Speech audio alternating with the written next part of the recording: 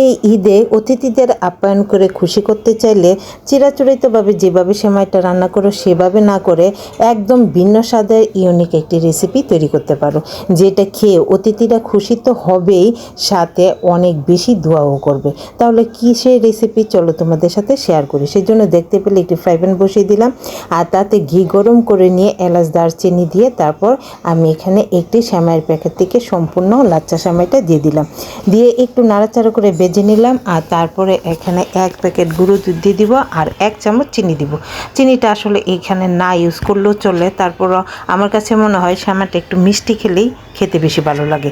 তো দিয়ে এবার সব কিছু খুব ভালো করে লাল লাল করে ভেজে নিলাম।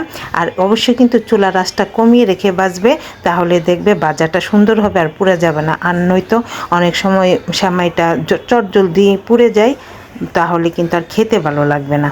তো দেখো সেমাইটা পারফেক্টলি ভেজে নিয়েছি। আর তারপর এখানে নিয়েছি 1 কাপ কনডেন্স মিল্ক, আর সেখান থেকে 1/3 কাপ দিয়ে দিলাম, দিয়ে নেড়েচেড়ে একটু মিশিয়ে নিব।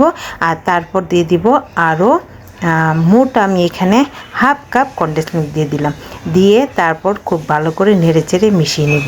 খুব ভালো করে যখন নেড়েচেড়ে মিশিয়ে নেওয়া হয়ে যাবে, তখন এখানে এই তো দেখতে পাচ্ছ খুব সুন্দর কিন্তু আমি সব কিছু মিশিয়ে নিয়েছি, একদম একটা মণ্ড মতো তৈরি হয়ে গেছে। এরকমভাবেই রান্নাটা করে নিবে। আর তারপর আগে থাকতে আমি কিন্তু এখানে একই সাইজের 4টি বাটি নিয়েছি, যদি এখানে 3টি বাটি দেখা যাচ্ছে। এইগুলোতে একটু ঘি ব্রাশ করে নিয়েছি। আর তারপর সম্পূর্ণ সেমাইটাকে আমি একই মাপের করে বাটিতে দিয়ে দিলাম, আর দিয়ে তারপর একটি চামচের সাহায্যে খুব সুন্দর করে আমি সেট করে নিব। একদম একটা বাটির মতো হবে, মাঝখানে একটু গর্তর মতো থাকবে, আর সাইডে দিয়ে আমি সুন্দর করে পালিশ করে দিব। মানে মোটমাট দেখতে একটা বাটির মতোই তৈরি হবে।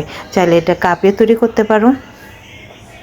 তো দেখতে পাচ্ছ আমি কিন্তু একই রকমভাবে 4টি বাটি রেডি করেছি। এখানে 3টি যদিও দেখা যাচ্ছে, পরে আমি দেখাবো তোমাদের বাকি একটি। তো এগুলো তৈরি করে নিয়ে আমি ফ্রিজে রেখে দিব 2 ঘন্টার জন্য। আর ততক্ষণে একটা মালাই তৈরি করে নেব। সেজন্য এখানে দেখতে পাচ্ছ 1 চামচ কর্নফ্লাওয়ারের সাথে দিয়ে দিলাম দুধ দিয়ে খুব ভালো করে মিশিয়ে রেখেছি, সাইডে রেখে দিব। অন্য একটি প্যানে এখানে আমি দিয়ে দিলাম 1/2 লিটার দুধটা দিয়ে দিলাম। এবার দুধটাকে খুব ভালো করে জাল করে নিয়ে ঘন করে নিব। আর যখন অনেকটা ঘন হয়ে যাবে সে পর্যায়ে এখানে আমি দিয়ে দিব কনডেন্স মিল্ক। এখানে আমি কনডেন্স মিল্ক দিলাম, তোমরা চাইলে কিন্তু মিষ্টির জন্য চিনি ইউজ করতে পারো। কনডেন্স মিল্কটা দিয়ে খুব ভালো করে নেড়ে চেড়ে মিশিয়ে নিব এবং আরও একটু ঘন করে নেব।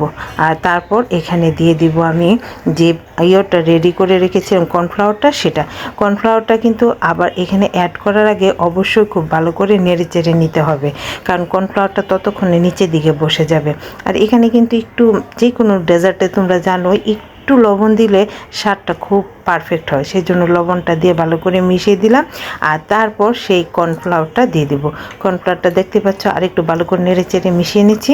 আর কর্নফ্লাওয়ারটা দেওয়ার সময় মনে রাখবে যে একদিকে দিতে থাকবে আর অন্যদিকে নাড়তে চাড়তে থাকতে হবে, নতুবা এটা দলা পেকে যাবে, তখন কিন্তু আর খেতে ভালো লাগবে না। তো খুব ভালো করে দেখতে পাচ্ছ নেড়ে চেড়ে মিশিয়ে নিয়েছি। আর এটা মেশানোর পরে কিছুক্ষণের মধ্যে দেখতে পাবে যে অনেকটা ঘন হয়ে যাবে।